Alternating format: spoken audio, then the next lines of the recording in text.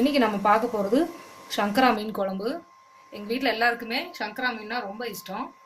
அதாவது இந்த மீன் வந்து குழம்புக்கும் டேஸ்ட்டாக இருக்கும், வறுவலுக்கும் ரொம்பவே நல்லாயிருக்கும். ஒரு சில மீன் பார்த்தீங்கன்னா வறுவலுக்கு மட்டும்தான் நல்லாயிருக்கும். குழம்பு வச்சோன்னா அது வந்து மீன் குழம்பு மாதிரியே இருக்காது, டேஸ்ட் வந்து அப்படியே காரக்குழம்பு மாதிரியே இருக்கும். ஆனால் இந்த சங்கரா மீன் மட்டும் குழம்பு மீன் குழம்பு டேஸ்ட் அப்படியே கிடைக்கும். இது எப்படி செய்கிறதுன்னு பார்க்கலாம்.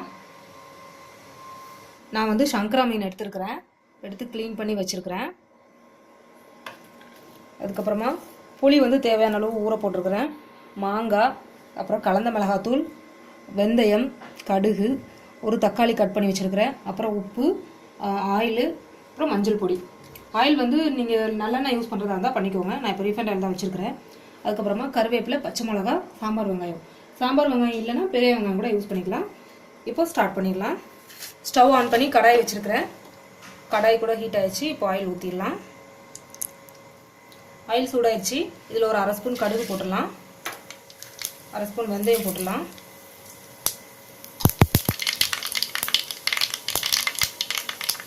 கடுகு வெடிச்சிருச்சு. இப்போ கட் பண்ணி வச்சிருக்கிற வெங்காயம், கருவேப்பிலை, பச்சை மிளகாய் அந்த மூணையும் போட்டுடலாம்.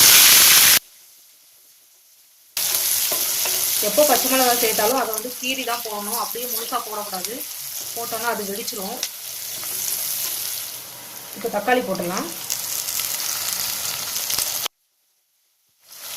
இப்போ ஒரு ஸ்பூன் உப்பு போட்டுடலாம். தக்காளி வந்து குண்டு குண்டாக கட் பண்ணாமல் நல்லா மெலிசாக கட் பண்ணோன்னா தக்காளி வந்து சீக்கிரமாக வதங்கிடும்.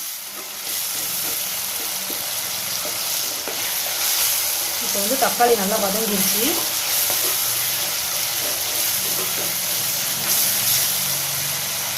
இப்போ இதில் மிளகாத்தூள் போட்டுடலாம். நான் மிளகாத்தூள் ஒரு 3 கரண்டி எடுத்து வச்சுக்கிறேன். இது வந்து கலந்த மிளகாத்தூள்.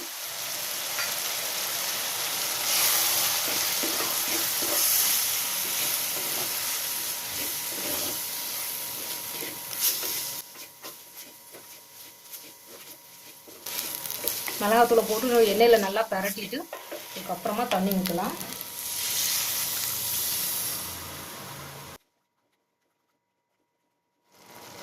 இப்போ புளி கரைச்சி அதில் ஊற்றிடலாம். இன்னும் கொஞ்சம் தண்ணி ஊற்றுறேன்.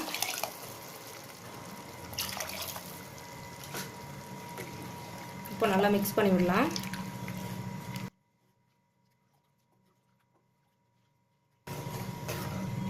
நமக்கு குழம்பு எந்த அளவுக்கு தேவையோ அந்த அளவுக்கு கொஞ்சம் புளியை எக்ஸ்ட்ராவாக கரைச்சி விட்டுட்டு கொஞ்சம் மிளகாத்தூள்லாம் ஜாஸ்தி போட்டோன்னா குழம்பு கொஞ்சம் நிறைய வரும். இப்போ கொஞ்சமாக மஞ்சள் பொடி போடுறேன். உப்பு வந்து ஒரு ஸ்பூன் தான் போட்டேன். இப்போ அடுத்து இன்னொரு ஸ்பூன் போட்டுடலாம்.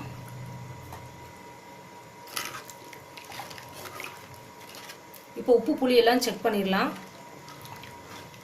உப்பு புளி காரம்லாம் கரெக்டாக இருக்குது, செக் பண்ணிவிட்டேன். இப்போ இதை வந்து மூடி போட்டுடலாம்.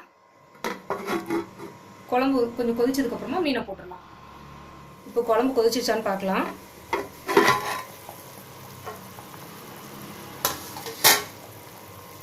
குழம்பு கொதிச்சிருச்சு. இப்போ மீன் எடுத்து போட்டுடலாம்.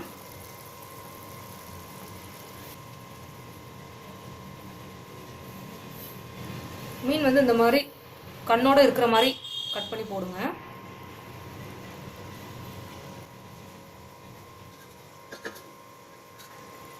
மீன் போட்ட உடனே ரொம்ப கிளற வேண்டாம். இப்போ இதை மூடி வச்சிடலாம். மீன் வேகிறதுக்கு வந்து ரொம்ப டைம் ஆகாது, ஒரு 5 நிமிஷம் தான் ஆகும். நம்ம அந்த 5 நிமிஷம் கழிச்சு இங்கே வச்சிருக்கிற மாங்காவை போட்டுடலாம். 5 நிமிஷம் ஆயிடுச்சு. இப்போ மூடியை திறந்து பார்க்கலாம்.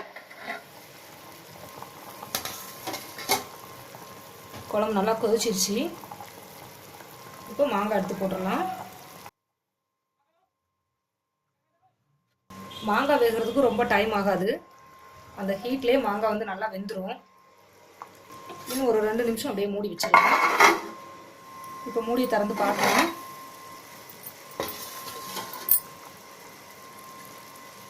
மீன் குழம்புக்கு மட்டும் நம்ம வந்து இந்த மாதிரி கரண்டி வந்து ஃப்ளாட்டாக இருக்கிற மாதிரி கரண்டி யூஸ் பண்ணிக்கணும். அப்போ தான் நம்ம மீனெல்லாம் எடுக்கும்போது மீன் வந்து உடையாமல் வரும். குழிக்கரண்டி போடக்கூடாது. மணக்க மீன் குழம்பு ரெடி ஆயிடுச்சு. மாங்காய்லாம் கூட நல்லா வெந்துருச்சு. இப்போ ஸ்டவ் ஆஃப் பண்ணிடலாம்.